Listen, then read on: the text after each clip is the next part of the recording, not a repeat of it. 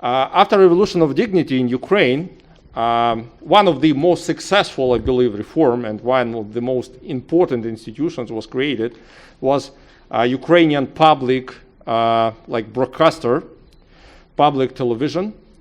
And this television is already an institution, sustainable institution, and the team of this broadcaster created a perfect, I believe, series, perfect movie, documentary movie about what exactly happened and how exactly Soviet Union was collapsed and what was the role, real role of Ukrainians in this process.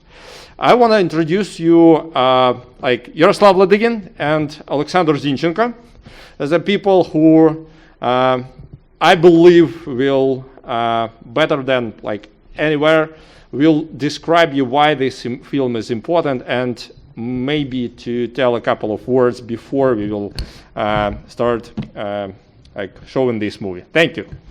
Yaroslav, floor is yours. Thank you, Alexei. Oh, that's something happened here. So let's return to the mystery of Ukraine. And may I start with a little guess game? I would propose you a quotation, and maybe you would figure out who told it. So the quote is, it's faster for California to gain independence than Ukraine. So the A option would be Putin, the B option would be Stalin, and the C option is Henry Kissinger. Yeah, that's right, that was Kissinger. It was easy, but that showed perfectly that even great minds could think wrong, especially about Ukraine. Today we're gonna show you 2 episodes of the Collapse series. This is a documentary series consisted of 7 episodes. Today just 2. And that project is a fresh project. It was produced this year, and it was premiered on Ukrainian television during the celebration of Ukrainian independence this August. And then it was published on YouTube, so you could find the link for the whole episodes in the Twitter of Foley Institute, I believe, that retweeted my tweet with the link to the exact place where all the episodes are. It was watched by a couple of million people back in Ukraine, quite successful, but still I believe that everybody in Ukraine should watch it. Because this is the first attempt, and I believe one of the first in the world, the attempt to tell the story of the collapse of the Soviet Union in one place by the actors, by the people who participate, by the people who see it closely, and together with this privilege of public broadcaster to tell it without any bias. Stuff, because this is a piece of documentary that try to squeeze between several dominant narratives on the myth of USSR collapsed. One is from United States that it was the victory in the Cold War. The second one from Russia and USSR, from Moscow, that they operate in quite a couple of narratives and myth about the dissolution of USSR. First is that it was done by CIA plan, but what CIA documents showed that is not true.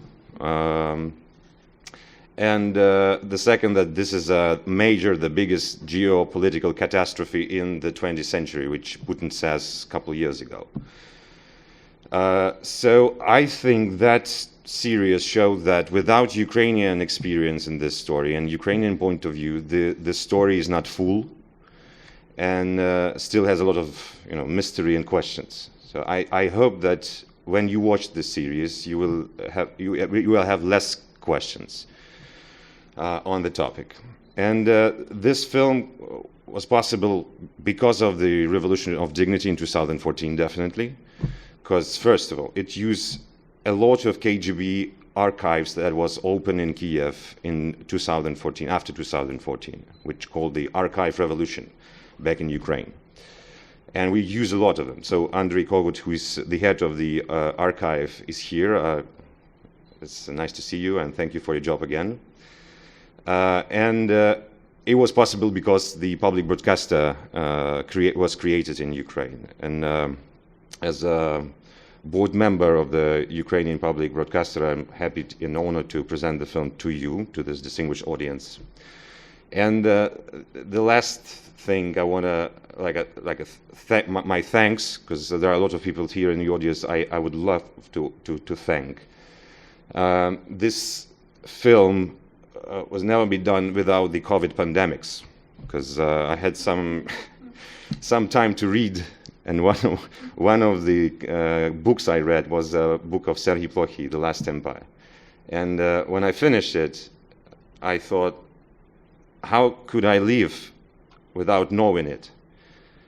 And how could I judge, made some political judgments or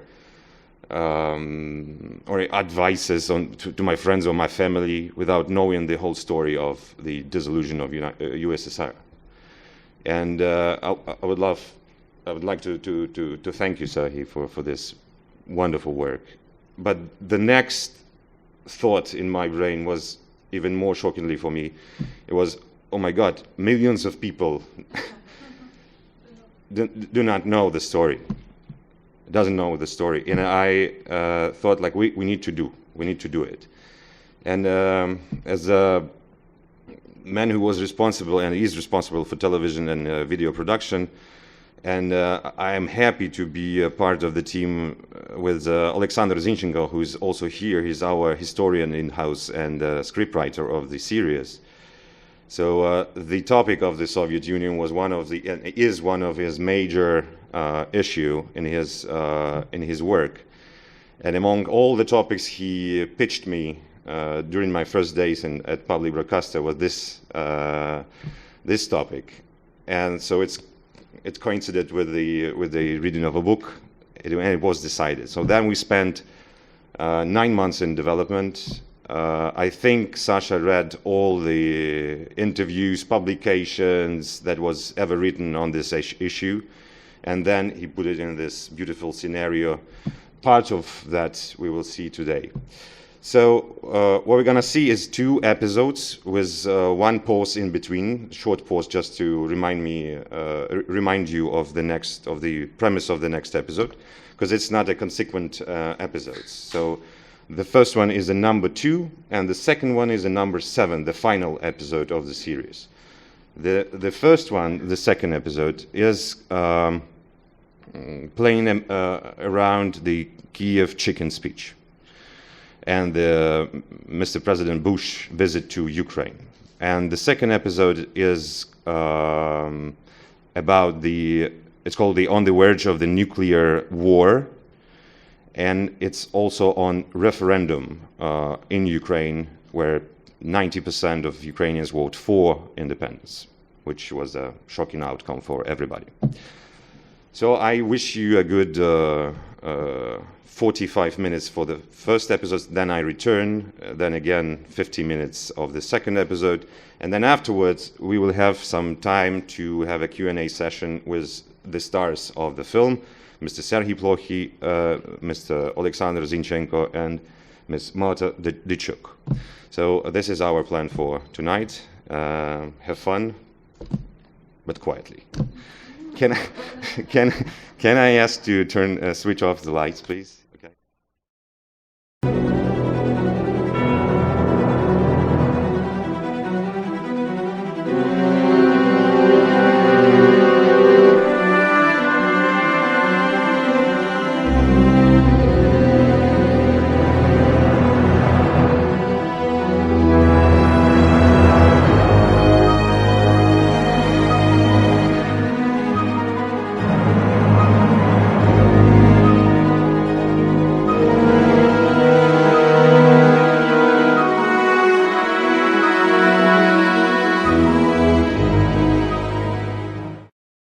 My first question for everybody is, who what is your version? Who ruined the USSR? Was it Ukrainians or someone else? Let's start from Marta. Marta. I feel a little speechless. I've seen this series before. Seeing it on a big screen has really just left me with that wow feeling. So before answering your question, Sure. I would actually like to once again applaud Oleksandr Zinchenko.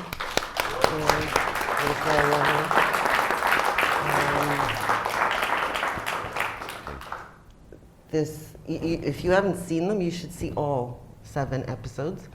And what I'm going to do on my Christmas break, when I'm finished marking and everything, I'm going to sit and I'm going to binge watch all of them, because I've seen them once a week when they were released on YouTube. I think these documentary films are the best thing I've ever seen produced in Ukraine in terms of documentary films on this topic. The tremendous amount of work that went into this project, I can't even begin to imagine. The people that Oleksandr interviewed, the way he organized international teams, Ukraine, Poland, Russia, United States, Canada. I don't know how you did it. COVID reality. In COVID reality, because We can tell you, and Very- many thanks to Miroslava Gangadze as well. She was organizing and helping the American shootings. So Miroslava, part of the thing. Thank you, Marta. For me, what this series has done is it's reminded me about events that I lived through, but it also provided me with information that was new for me. As I mentioned this morning, Leonid Kravchuk telling us how he felt when he came back from the Minsk agreement, I'd never heard that before, and I don't think he's ever said that before. And I think the value in this documentary series is we now have a record of things that we thought about, speculated about, but participants and witnesses actually put it on the record, and it's there forever. Yevhen Marchuk, the head of Ukraine's KGB, he's died. He's dead. He died in like months or weeks before the premiere on television, so he And never saw it. Kravchuk, he's in a coma. He came out, I think. Okay, he's out of a coma, but he's very ill. So these interviews were recorded and we now have them. And the way they were put together, I wish we'd seen the first episode, because Kravchuk starts, the first thing is the day of the coup. And Kravchuk starts, and he's like, the phone rings, and I pick up the phone, and someone says, "Are you sleeping?" And he says, "Yes, it's 6 in the morning." And he describes what happens to him. And then Marchuk, who was the head of the Secret Service, he describes what's going on. And it's like all the pieces of the puzzle are put together in a way that we can see things. And it's done really dramatically. So I'm just telling you all that while I'm thinking about who's responsible for the collapse of the Soviet Union. Short answer is it wasn't one person. There's a lot of people over a long period of time. But I would agree with Mr. Filanko, who says Ukraine put the final nail in the coffin. So that would be my answer. Oleksandr, you put the second part of the name of the title name, which is how Ukrainians destroyed the evil empire. So I think your position is that the answer is Ukrainians destroyed. Not so. If you don't, I just speak Ukrainian and Yaroslav will be translated. Okay, another job for me. I can help if you need. Я маю пояснити, чому так сталося, звідкиля взялася така назва. I can explain how this name came out, the title. 5 років тому я мав необережність сидіти отак от очі в очі з президентом Шушкевичем, і це був такий дуже довгий гіпноз. So 5 years ago, I sat with President Shushkevich of Belarus by the moment of the collapse, and I had this conversation face to face with him. І коли прийшов час мені говорити якісь важливі слова, я не міг не сказати йому окремо «Спасибо, що розвалили СССР». So when my time to say something important came, I said, thank you for destroying the Soviet Union. Станіслав Станіславович підійшов через кілька хвилин і сказав, я там був насправді на других-третіх ролях. So Mr. Shushkevich came back to me in a few moments and said that I was there, but I was a supporting actor. That's right. А СРСР розвалили українці і Кравчук. So USSR destroyed by Kravchuk and Ukrainians. Тому, Ukrainians and Kravchuk. Okay, in that order. Ukrainians and Kravchuk, end of quote. тому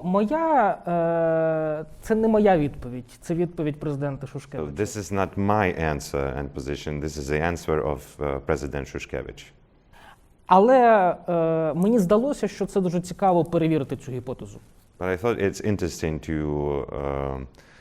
to try this Test the hypothesis. hypothesis. І ми намагалися в цьому фільмі показати всі мислимі перспективи. So we try in this movie to show all the possible perspectives and angles. Як спрацював, наприклад, ефект доміно в Центральній і Східній Європі після 89-го року? How was the domino effect went after 1989 in Eastern Europe? Включає, починаючи знов-таки від солідарності ще 80-го року. Starting from Solidarność in Poland in 1980. Це був величезний процес взаємодії між різними національними рухами. Was a process of great cooperation between the separate national movements. Окремо, це економічні причини розпаду Радянського Союзу. Ми намагалися показати їх максимально просто, але водночас докладно. Plus the economical reasons of Soviet Union dissolution, we tried to show it with accuracy and in detail. Тобто ми намагалися показати, наскільки це був складний процес. So we tried to show you how complicated the process was. І тут дійсно, якщо пробувати зважити на якихось вагах, то насправді дуже складно визначити, а ось яка роль була українців, яка роль була литовців, яка роль була росіян, яка роль була поляків в розпаді цієї системи. Зважити це дуже складно. It is very difficult to weigh what is the input of Ukrainians or Lithuanians or Polish people or Russian in this process is. І тому ми вирішили, що відповідь на це питання, хто розвалив СРСР і чи були це українці, мають зробити кожен глядач для себе сам. So we decided that the viewer itself will decide the answer for this question: who destroyed the Soviet Union? І тому ми показали всі відповіді всіх наших учасників. That's why we should just show all the answers of all the characters and speakers in the film. That's all. Дякую. Thank you, Sasha. Serhiy. Sure. Well, again, I want to join Marta in congratulating the authors, so the key authors of the documentary. It's exceptional.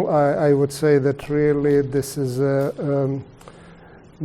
hopefully a turning point in Ukrainian documentary filmmaking. And I was really very, very pleased and honored to be part of that. In terms of who killed the Soviet Union, I am thinking about Agatha Christie and on the Orient Express, and I think that the victim already was in the overdose, so it was, if not sleeping, then certainly not very active. But to be more specific, I would certainly put emphasis on Ukraine, and Ukraine in terms of the Ukrainian opposition that really put the question of independence on the agenda, and the film showed that very well. Kravchuk was a late arrival to the independence project, really was forced to do that in August, and then really decided to not just join but lead the parade in October. But his role really difficult to overestimate when it comes to getting Russia on board as well, because Russia and Yeltsin were an important part of the story of the Soviet collapse. But Yeltsin's model was really confederation, and it continued all the way into the 1990s. And I remember when I was interviewing Kravchuk for my own book, and I asked this question about why there was the Commonwealth of Independent States, that it was very confusing, including in Kravchuk's own government. General Morozov, for example, absolutely rejected that idea. And Kravchuk's answer at that point was that he knew that unless he will find the way, the formula to get Yeltsin and Russia on board, that independence actually would not be real, that it would be declaration, another declaration. And that's where Kravchuk's role in those final months of 1991 is really difficult to overestimate. Thank you for kind words to the film. I will readdress it to the film crew, which consists not only from the employees of public broadcaster, but the wonderful, great documentary production company, ESSA Production, which I hope now watching us. It's 6 in the morning or something like that. 4 o'clock in the morning, but still. Serhiy, your great book, The Last Empire, which is another wide study of the topic, called The Last Empire, but a few years passed. Would you still name it The Last Empire? You suggest whether I should name it The Very Last Empire? Maybe there's still some empires left. On the same place. I would actually stick to the title that I gave to the book. And the reason for that is that in the case of the Soviet Union, we are talking about the fall and the collapse of one of the really the last European or Eurasian modern empires of 18th, 19th, and 20th century. It escaped death, I would say, in the course and immediately after World War I, as it happened in 1917, 1918, 1919, reformulated itself on a different base, but eventually history caught up with that post-imperial space and Soviet space. So I see from that point of view, again, I didn't change my take on that. It follows really the fall of other empires, and before that, the Portuguese Empire was probably one of the oldest, but also one of the last to fall. The argument that I quite often hear is about Russia and whether Russia is an empire. Well, Russia continues to be a multi-ethnic state, but in terms of the proportion of the population, the Russians versus non-Russians, again, Russia found itself now in a position of a probably majority of the states that exist on the world map, with majority, titular majority for the lack of a better word, and then minorities as well. So, and is in the process of the building of a nation state, and we see all sorts of negative things, positive and negative things coming out of that. And looking at what happens with Crimea, which was annexed, where the majority of the population is ethnic Russian, and looking at the eastern Ukraine and Donbass, which are in a limbo, where the ethnic Russians don't constitute the majority, that for me really illustrates the behavior of this state that tries to build big Russia as opposed to a new multi-ethnic empire. Thanks. Sasha, I am afraid to ask you questions because I see. I know that it's going to be double work for me, but I would love to hear your thoughts on. There was a moment in the last episode when they started to discuss this idea of Commonwealth of Independent States, which is SNG known in Ukrainian language as SND, which seems to be a good idea for the transition and maybe for many years more. But and you work closely with Kravchuk and then with the third president Yushchenko, doing their biographies. So you see the story unfolding. So why do you think the CIA idea of the Commonwealth, of the friendship of this ex-Soviet republics failed to work? Чому СНД не спрацювало? Я розумію.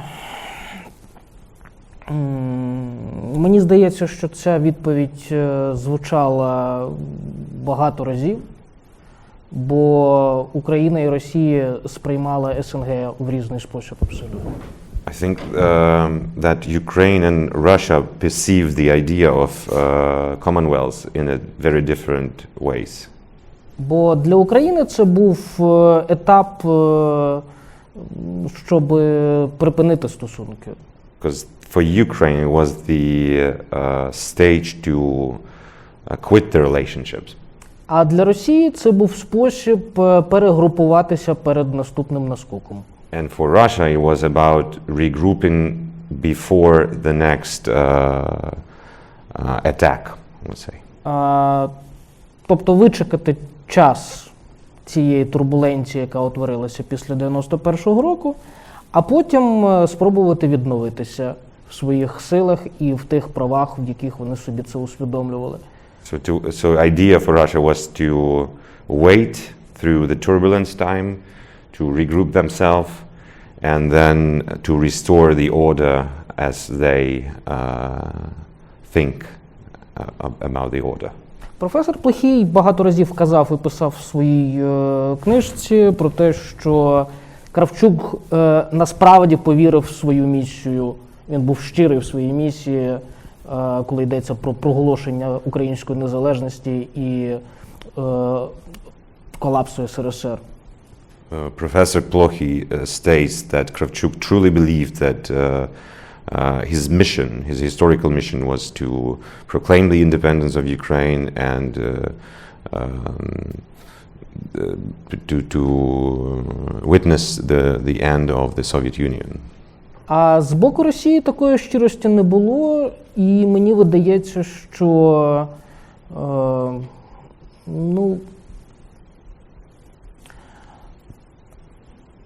Росія просто чекала моменту, коли можна буде знову щось вдіяти для відновлення своєї імперськості. But there was no sincerity from the Russian side. They just waited the moment that they can get back to their imperialistic politics.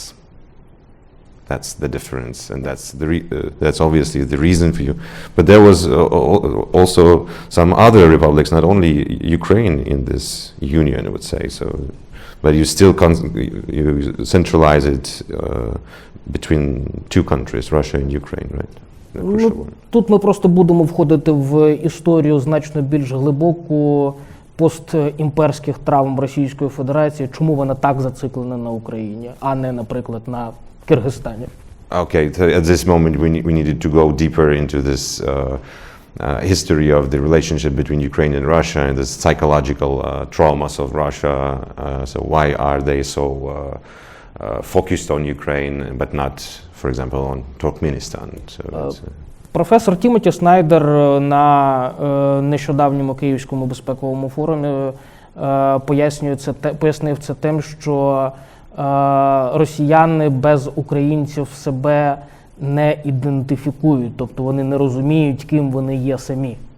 Professor Timothy Snyder recently in Kiev described it, stated that Russians cannot imagine themselves without Ukrainians. It is very hard to identify themselves and to explain the reasons of existence of Russia without Ukraine.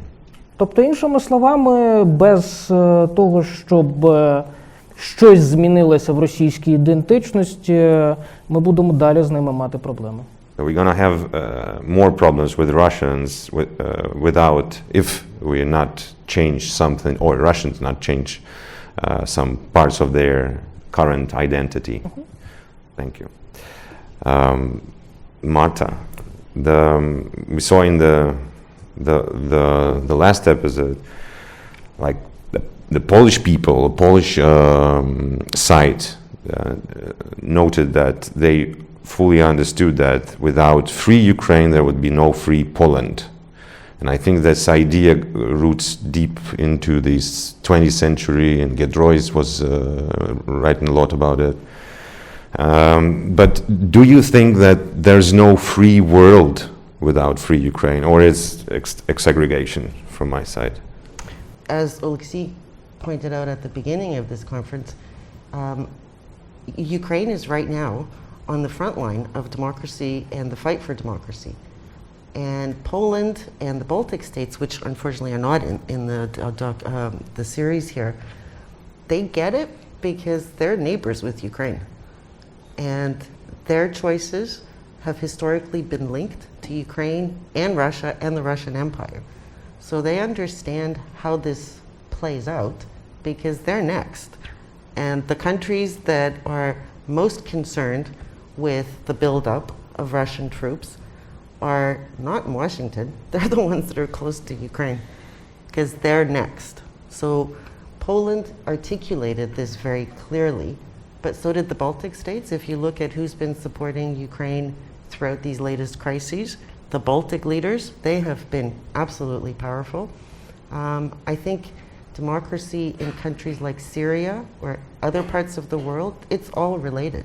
Because if you look at who Putin is supporting, it's all the non-democratic leaders that he's putting his fingers in. So whether it's Ukraine or any of the others, and I think the Central Asian countries really should be paying attention here because they're even in a worse neighborhood than Ukraine. I don't think Ukraine is in a bad neighborhood, by the way. I think Ukraine is in a great neighborhood. It's just got one neighbor that's complicated. But here I'd like to, something that Catherine said during her presentation that I was reminded watching this documentary. The Russians, I share with you that it's not Russia, it's certain political leaders and a certain mindset. But Russians have the capacity to take to the streets. I mean, they were on the streets in 1991. The question is, what is their perception, their mental map of Ukraine? And that's where their democratic potential kind of gets stalled because they still think of themselves and Ukrainians as the same nation. And Putin's essay, whoever wrote it for him, I think is representative of a lot of people's opinions in Russia because that's how they've been taught.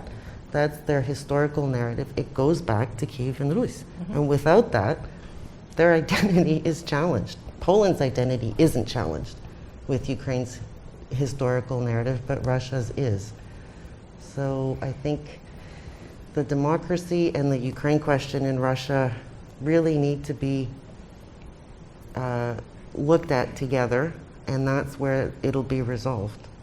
So, and that's kind of not a short answer, but questions from the floor, I think. So if I understood you correctly, you've already shown the documentary in Kiev, is that right, on Ukrainian television, all the National-wide. All parts of it? National-wide. Yeah. I'd love to hear something about the critical reaction in Ukraine. That is to say, I mean, is everybody saying, whoopee, wonderful? Or are there people who are saying you're not emphasizing this enough or you didn't do that enough? How does this fit in the sort of political discourse of contemporary Ukrainian kind of arguments about the past and the future? It's an interesting question, thank you, because there were a lot of unexpected reactions.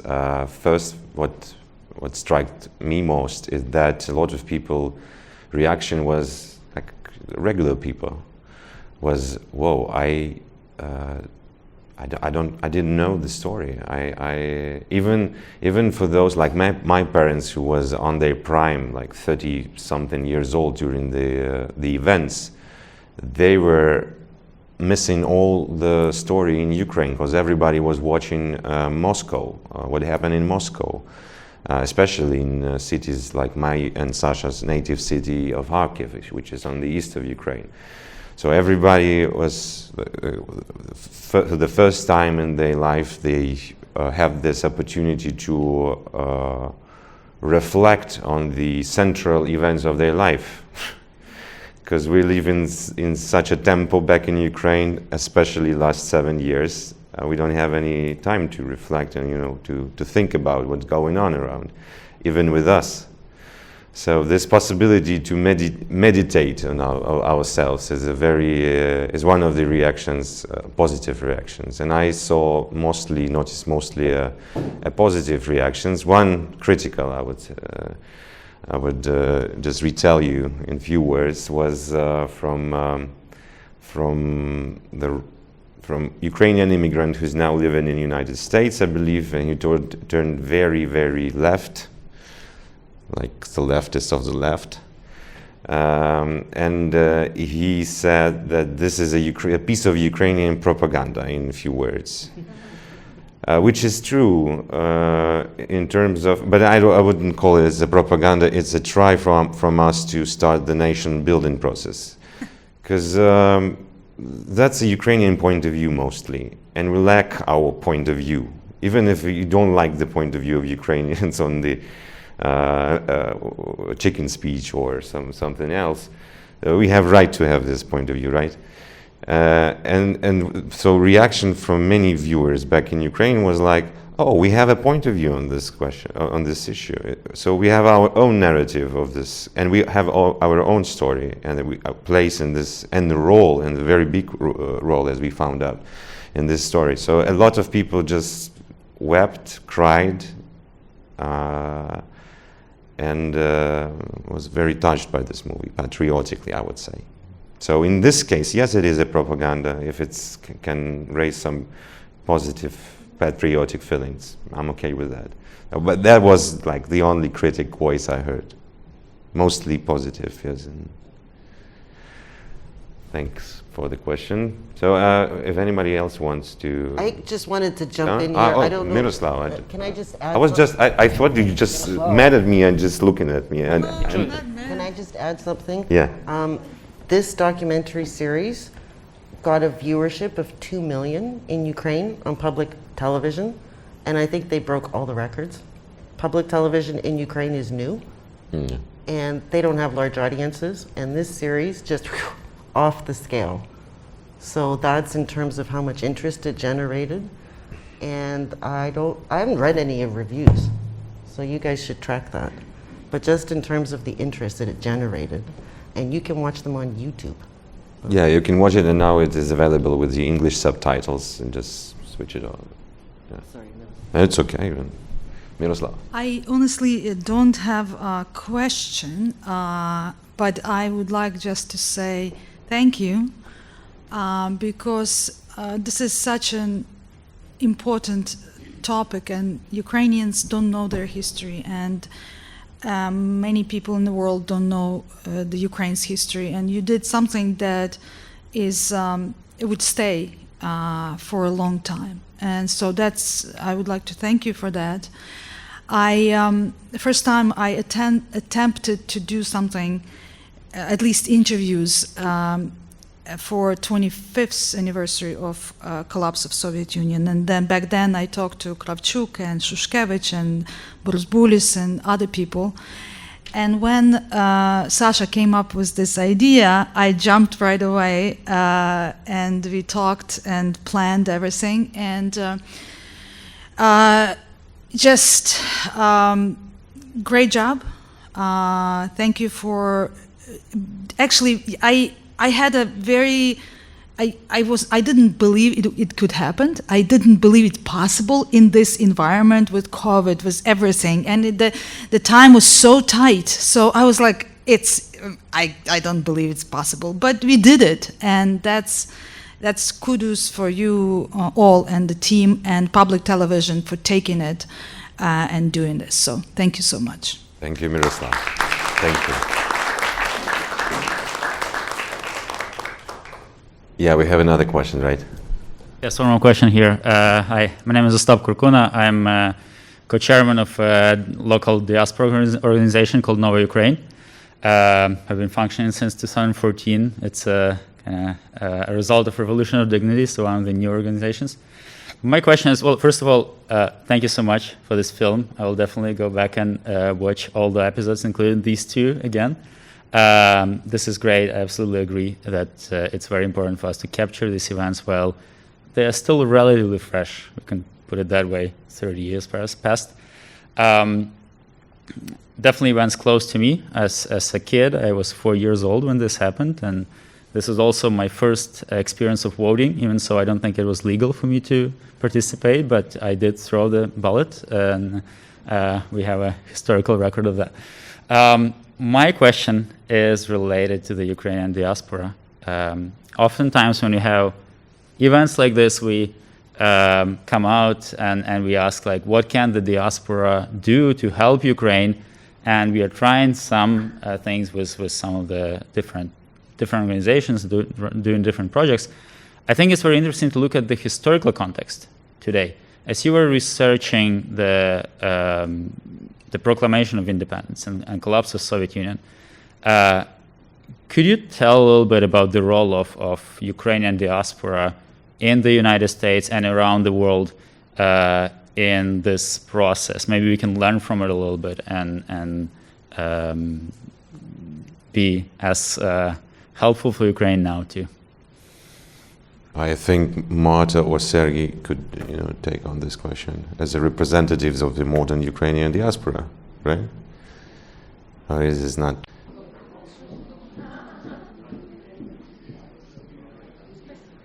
Another huge question. Well, no, this question comes up regularly, and I guess the only way that I would answer it is people should just do what they know how to do and do it well. And in this movie, we saw examples of this, that there are lobbyists in Washington who were there and then they leaked the conversation. There were people who were in Kyiv who were doing things like reporting. I don't know that the diaspora is a homogeneous entity. I think it's a combination of individuals and groups, and I think the support is given as as people come up with individual ideas. I don't think there's a magic formula, a checklist, do this, this, this. It's just people who have the skills should be applying them. And I think we have the former Prime Minister here. Economics is an area where Ukraine is doing well, but also needs partnerships. So things like the Canada-Ukraine Free Trade Agreement, that was done by the Canadian government, but the Ukrainian community lobbied on that behalf quite significantly. So I think there's a lot of room for individual and group activities and initiatives. Serhiy? Diaspora played extremely important role in that story of the birth of independent Ukraine. Really punched above its weight. And one factor was support for the Ruch. Again, that's where relatively modest resources that diaspora had at that point in Ukraine, that was a lot of, in terms of international support, moral support, in terms of financial support. And the second factor was the recognition by the United States of the independence of Ukraine. And Canada. That would not certainly happen without vote, over 90% of people voting for independence. But it is stated that it was Roman Popadyuk who said in one of the episodes that he heard that this leaked information, and by the way, it was leaked by the White House on purpose. That was the way to let Gorbachev know that support for Gorbachev ended, because once the reporters started talking to the representatives of the White House after the Ukrainian diaspora leaders informed them about that, the representatives of the White House and other institutions were actually providing more information. So they were waiting for that. So the point is that they played extremely important role, partially because the Bush was quite relatively weak within his own party. The conservative wing of the Republican Party that the Ukrainians and other East Europeans traditionally supported actually didn't consider Bush to be their leader. And they were able actually to play that leverage, especially that the new elections were coming. So again, it's a relatively small diaspora, but very organized and mobilized. And that was the moment when actually they were able to influence really on a certain level that decision. So what is the relevance for today? It's probably a much more difficult question for a historian to answer. But I certainly agree with what Marta said in terms of the key challenges that face Ukraine today, and that's where diaspora can probably and should play role. And one of them, at least when I look at myself, it's about informing people in such an important country as the United States about what is going on. And we are in the conditions of the not just post-truth reality, which is global, but also in the conditions of the hybrid warfare. And in that sense, actually telling the truth, informing the public is extremely important, not just because the United States is the biggest, it's the most powerful at this point country in the world, but also because it is a democracy. And what people think and how people vote and how they relate and communicate with their representatives in the Congress and in the Senate matter. And that's not exclusively only this area or no other area, but that's where I see that there is certainly a need, and where whatever little the diaspora can do, that's where that sand can go the furthest. Thank you. Thank you. I just want to add a little bit, because you saw that couple, McConnell couple in the movie, and I insisted to put them there because I felt those two people played a crucial role in that process of independence. And McConnell, there's a lot of stuff that didn't go to the movie, obviously, not be able to use, but he tells how they maneuver everything in step by step. They maneuvered White House, they maneuvered the Congress, State Department. State Department had 14, McConnell wrote down 6 points, right? And then State Department came to them and they said, there's 14. And he said, oh, no, there's 6, I wrote this down. And they backed off. So but that's just one thing, right? But there was a lot of back and forth, something like, this kind of, so the lobbying they did, and the Ruch people they brought, we didn't talk about Horan here, how crucial he was in the process. Cheney we were not able to get Cheney, he's sick. We tried. Cheney played a huge role in the process of, he was very pro-Ukrainian, pro-independent of Ukraine. That was important as well. So there's a lot of things that diaspora did and can do and do now. And part of it, but in DC, all the lobbying bills, all the bills for the military support for Ukraine, Act for Support for Ukraine Act after the Revolution of Dignity, all that was done in coordination with many diaspora people. So it's plenty to do now as well. So thanks. Okay, let's move on. We have a Zoom question, but before that I would go ahead. Okay, let's do Zoom. This is the first time we have Zoom, so I will anticipate. So the person on Zoom says, thank you so much for your great work. You just revealed such a great part of Ukrainian independence path. What is your expectation for the impact of this film in Ukraine and outside of the Ukraine? Sasha, do you want to take it? Так, я спробую відповісти. Well, I will try to explain. Моє найбільше очікування щодо цього фільму в Україні – це максимально широка рефлексія тих подій в українському суспільстві. My expectation from this film, the distribution of this film back in Ukraine, is the maximum reflection of the society on what was happened. Ярослав вже казав про те, що він, коли показував цей фільм батькам, то батьки були здивовані, ми більшості цих подій не знали. Yaroslav said, wisely and very smart, in a smart way, he said, right? Different important stuff. But when I showed this film to the parents, they said that they could not remember almost all the events they saw in the film. І я теж бачив подібні речі в інших аудиторіях, коли люди старшого віку казали, ми нічого цього не знали. And I personally saw in the different audiences the reaction from people from older generations, like emotional, that we didn't know that.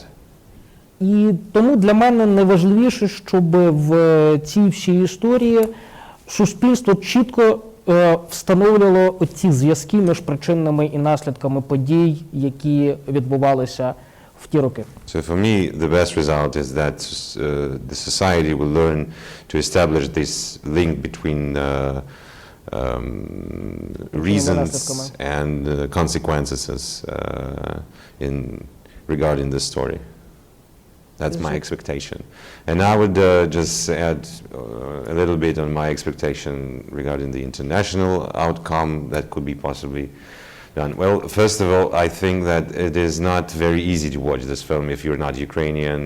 In terms, there's a lot of, inside information, a lot of things that need some context be added, some background be added. It could be interesting for the scholar of Ukrainian history or the Soviet Union collapse, but it is quite difficult without this context to enjoy the series as Ukrainian could.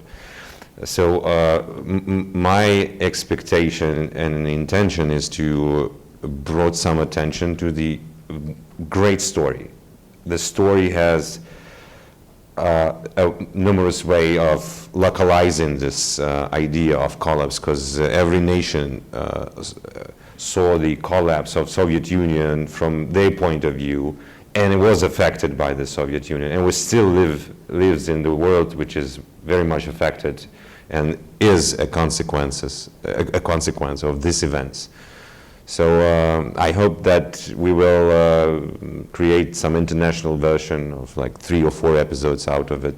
Out of the material we collected, we found a really historical, unseen video archives in Ukraine.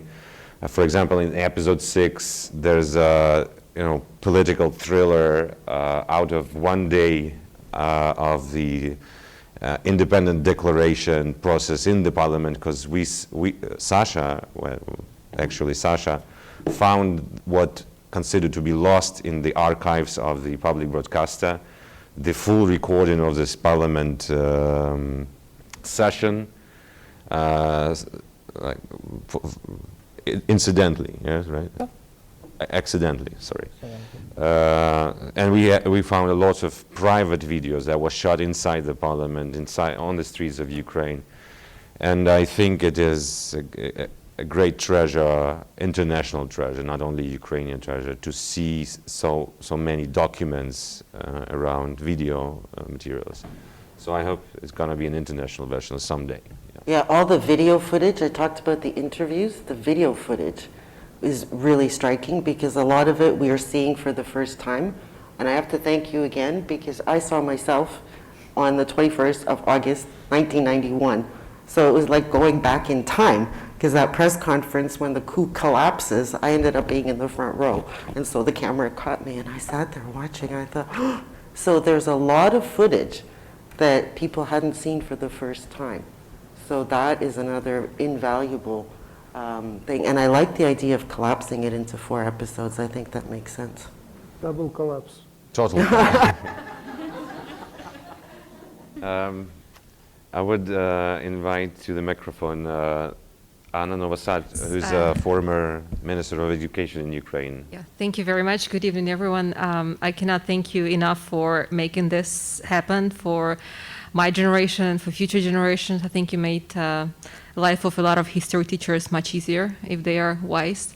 I watched all 7 episodes earlier, and the biggest revelation for me was Kravchuk. I never knew about this role of his, of the scope of his role, of all the nuances of his role, but he also remained the biggest enigma in this documentary for me. And you know, when I was watching it, I thought like, oh my God, if that was not him, but someone else in his place, in his role, some of other speakers, including like today's politicians, we probably, well, there is a chance that we would not have independence because of the role of personality. But why he remained enigma for me? Because frankly, I did not understand how exactly did the transformation of personality happen, how a person got transformed from a hardcore communist responsible for propaganda into someone who started even like timidly thinking about independence. You, Oleksandr, mentioned before, citing Professor Spogli book, that he sort of started believing that it's his mission, but apparently he started doing that when it was kind of clear that it's going to come into that, right? But he wasn't that brave in the beginning, but still he had guts. Thank you. Should I? Please, Okay, please. sure, yeah. Well, it's an excellent question, and it's a bigger question than the question about Kravchuk. It's a question about empire.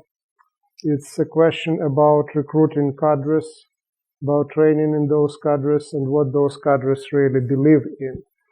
And Kravchuk now, in that episode, suddenly talks about 3 occupations.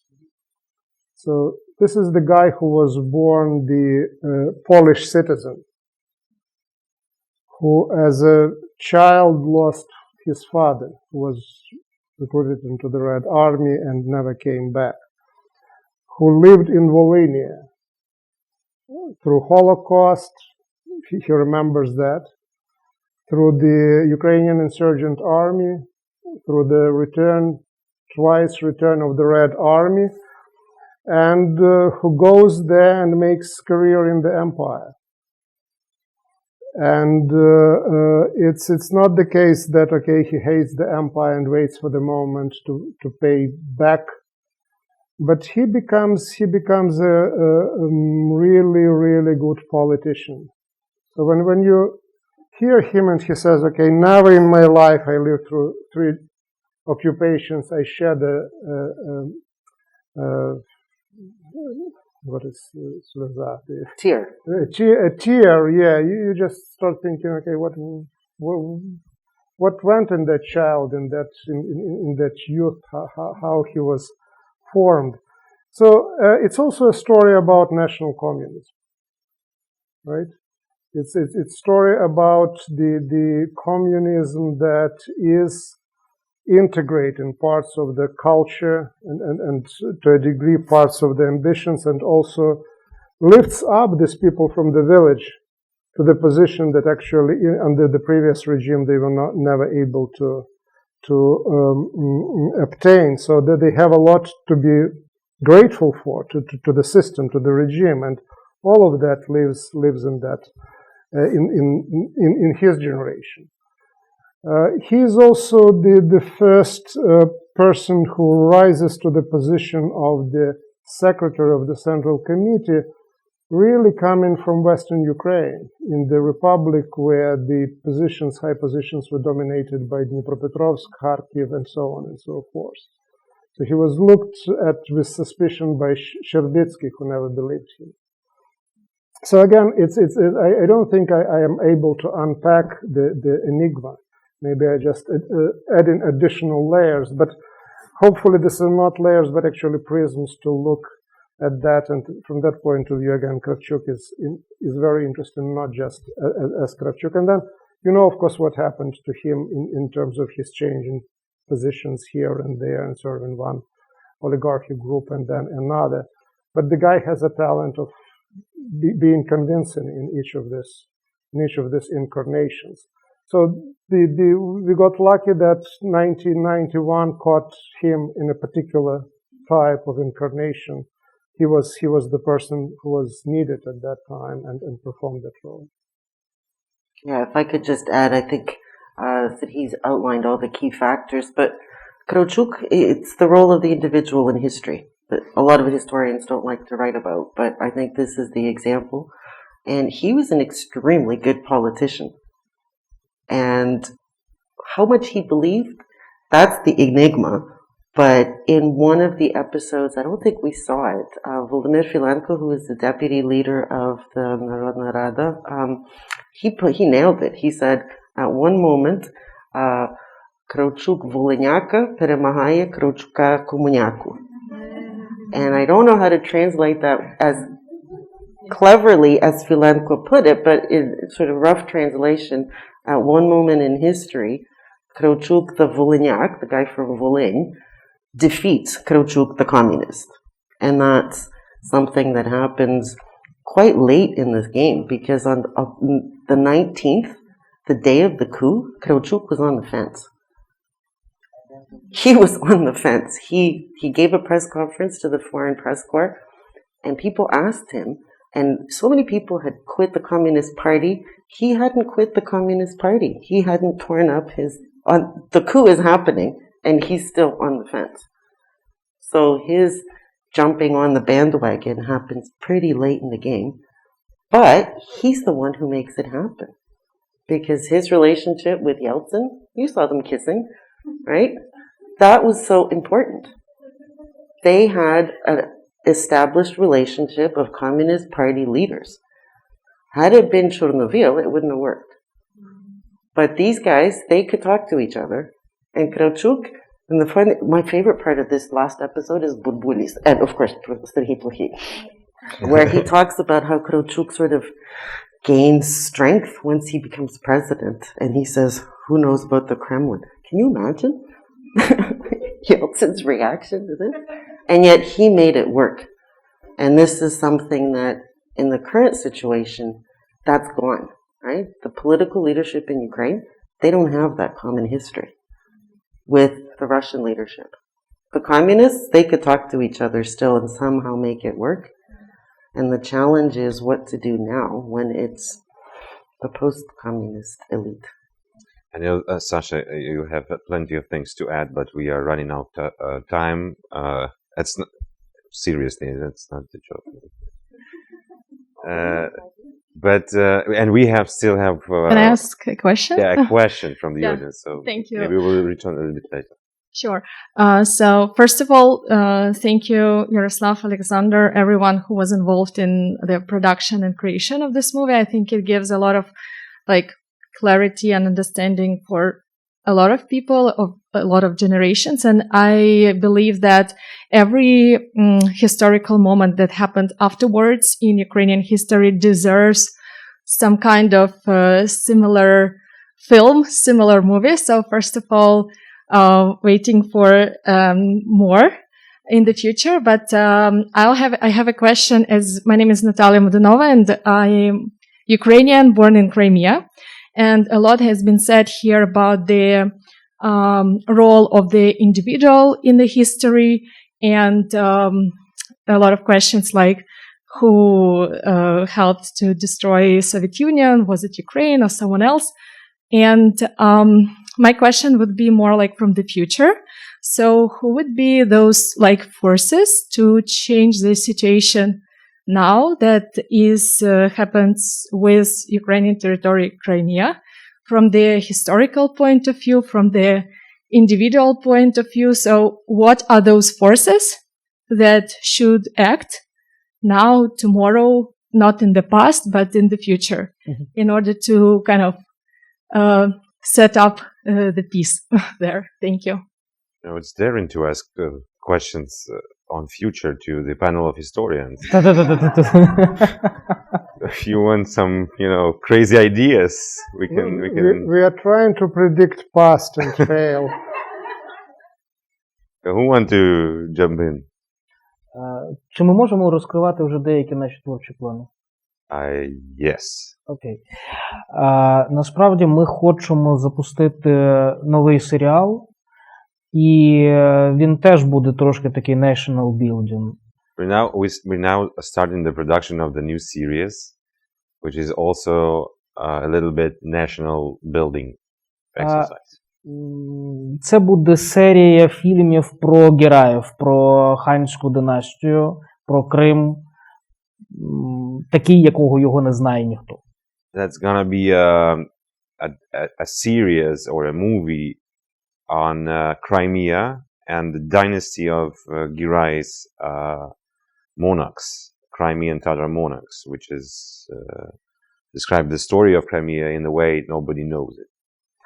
Бо коли ми доходимо до історії конкретних періодів Крима, він повністю ламає всі стереотипи. Because when we reach some particular moments of Crimean history and starting to work with them, we are completely reimagine and break everything suddenly, right? All the stereotypes, maybe, considering Crimea.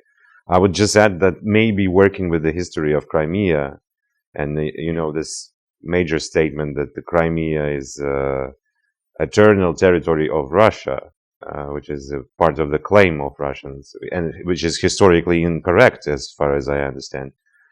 And working with the history of Crimea, I think that's the response from historians and the broadcaster and the filmmakers and the journalists to help deal with the future of Crimea. Я, може, ще додам пару речень. Коли ми почали обговорювати цей проект, ми навіть звернули увагу на такий дуже цікавий момент. When we started to work on this project, meaning this Crimean project, we noticed something very important.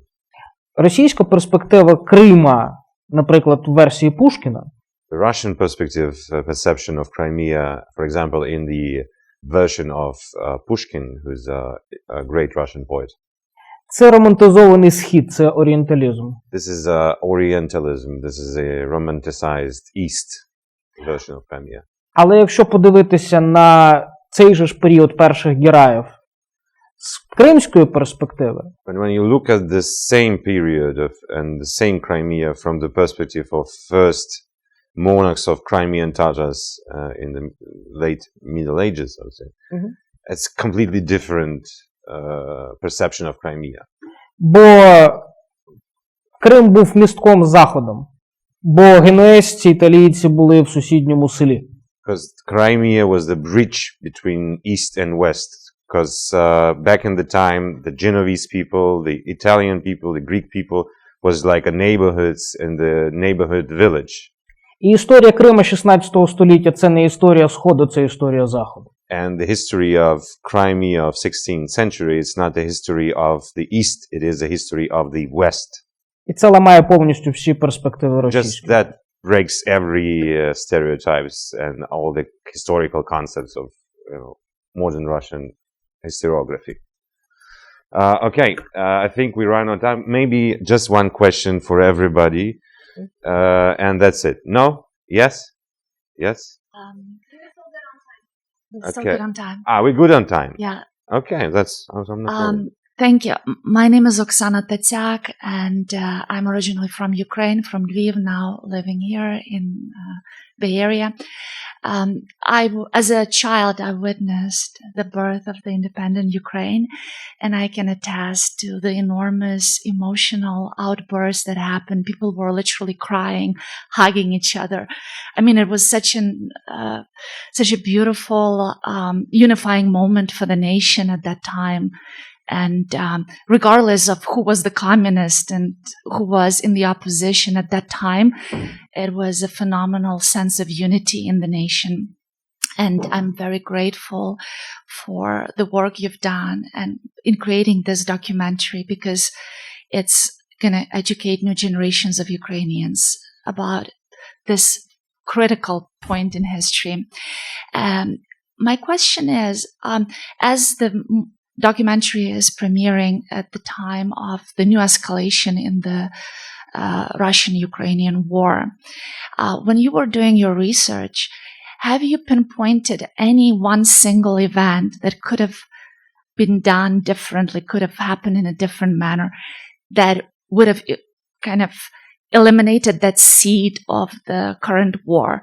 Or was this war inevitable, in your opinion? Maybe it's an invitation to engage in counterfactual history, but if there was one thing to change at that time of the dissolution of the Soviet Union that could have prevented the current war, what would that have been, in your opinion? So that's the question. Одна подія, яку ви досліджували під час роботи над документальним фільмом, яку б можна було змінити, і це б попередило сьогоднішню війну з Росією, що б це було?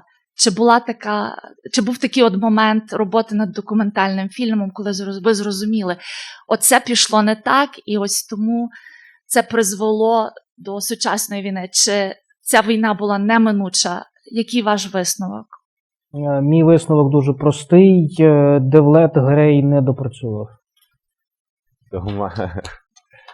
So my conclusion is very simple, that Devlet Girey was not finished his work. And you're referring to, for those who don't know, the... Так, не допалив. Не допалив. So Devlet Girey was one of the monarchs who burned Moscow during his conquest adventures. Але це жарт, звичайно. But that was a joke. Бо... Not Devlet Girey burned it because of that was a joke, but the joke from... Бо насправді, коли ми намагаємося моделювати інше минуле, яке може мати наслідком інше майбутнє, то це хороший, насправді, спосіб для такої гімнастики розуму. It's a good exercise for the mind to think about what could be done differently in history and how it could affect the present.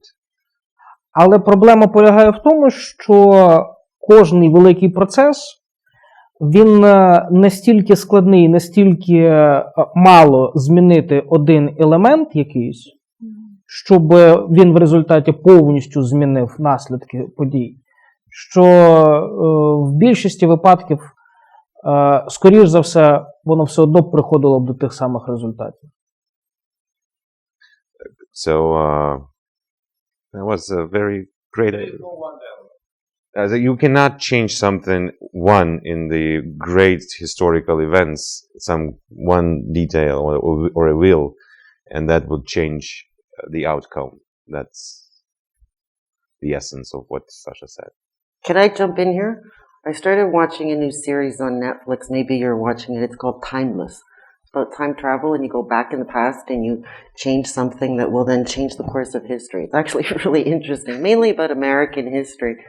But I think there's no one event that can change things, but I think changing the mental maps, which I was talking about this morning, is the key to changing the future.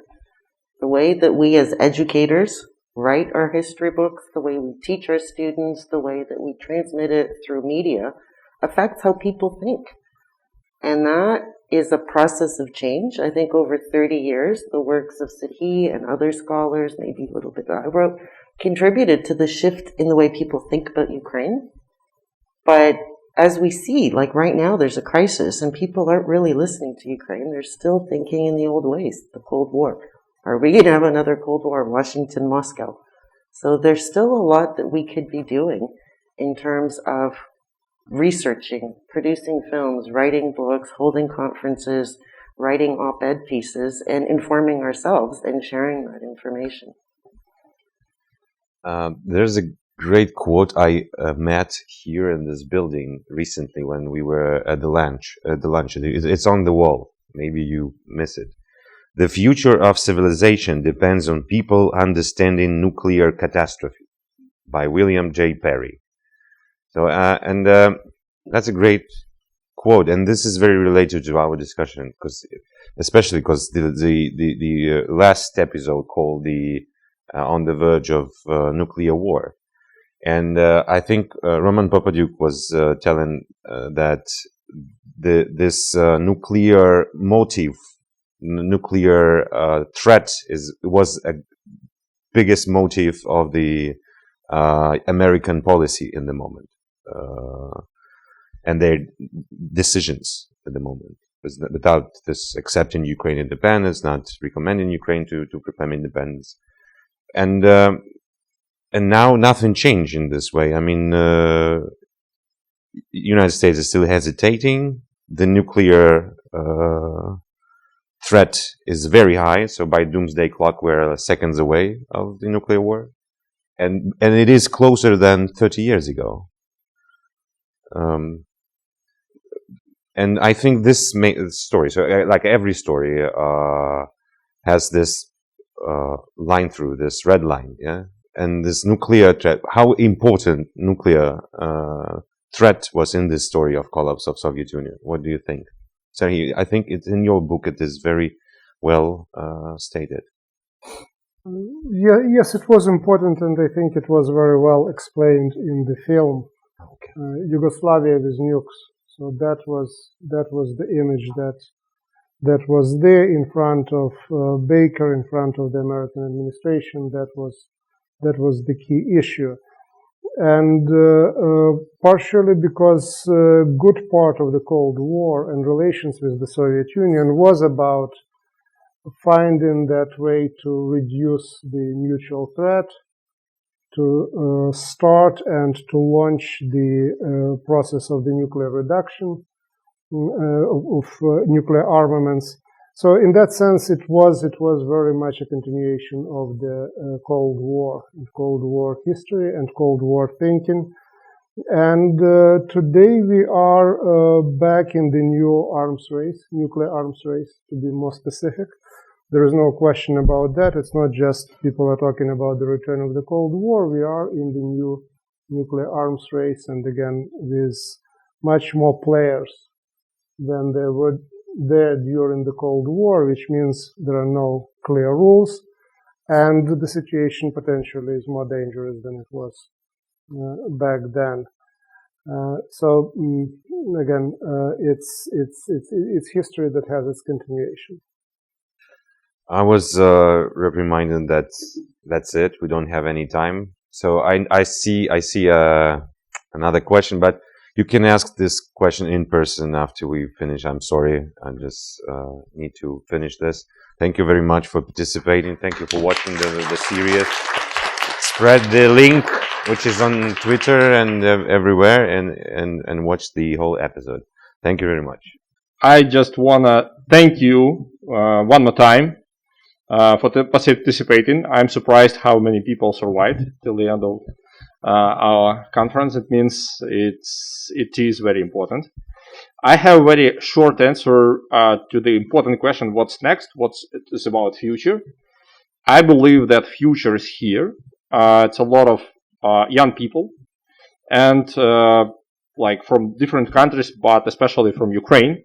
And they're very active, and here in Stanford they organized even a new organization, and the new students like from Ukraine could join them. And it's not only about Ukraine, one more time, it's about the leadership and about a new example how to behave to change a reality. I believe that democracy will win anyway, because the code of democracy, the basis of democracy is a right logic of positive selection. And it means that every next generation will be better and better and better. So we are happy to be a part of this happy story. Thank you very much that you were with us all this time. Thank you to Stanford University, to FSI, to CDDRL, to all our colleagues, to like wonderful, amazing job by these like tiny girls, Amy, Sasha, and Nora. Thank you. to all colleagues, video operators, to all staff, all crew of our conference. See you on the battlefield for democracy.